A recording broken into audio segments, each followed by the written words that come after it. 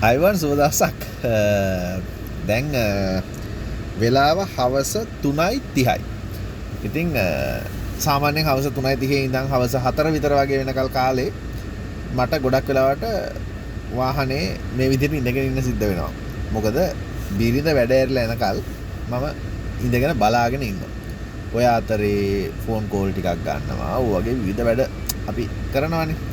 ඒ අතරේ මේ මට නිකන් මෙහෙම වැඩක් පටන් ගන්න බලන්න හිතුණා. හැමදාම අපිට හිතෙන මොනවා හරි මාතෘකාවක් ගැන ටිකක් පුංචි කතා බහක් කරන්න.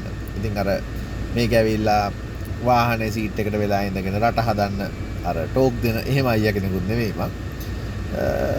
නිකන් මට හම්බ වෙලා තියෙන පුංචි කාලය තියෙනවානේ. ඒ කාලය පාවිච්චි කරලා පොඩි වැඩක් කරන්න. මොකද මේ ටෙලිවිෂන් පැය ගානක් ටෙලිවිෂන් එකේ කැමරාව ඉස්සරහා ඉඳලා පොඩි පුරුද්දක් තියෙනවා. කැමරාවට කතා කරන්න ආසාවකුත් අපේ හිත ඇතුලේ තියෙනවානේ. ඉතින් ඒකත් එක තමයි මට මෙහෙම කතා කරන්න හිතුනේ. අපිට එක එක මාතෘකා ගැන කතා කරන්න පුළුවන්. හැබැයි වැදගත්ම දේ මේ මම නිමෙතන කතා කරන්නේ. උඩ කතා කරන්නේ මට හිතෙන දේ. ඒකට ඔබ කැමති නම් කරන්න දෙයක්වත් නැහැ. මට හිතෙන දේ මම හිතනවා මට හිතෙන ප්‍රමාණයට සමාජගත කරන්න මට අයිතියකුත් තියෙනවා කියලා. ඉතින් ඕකත් එක්ක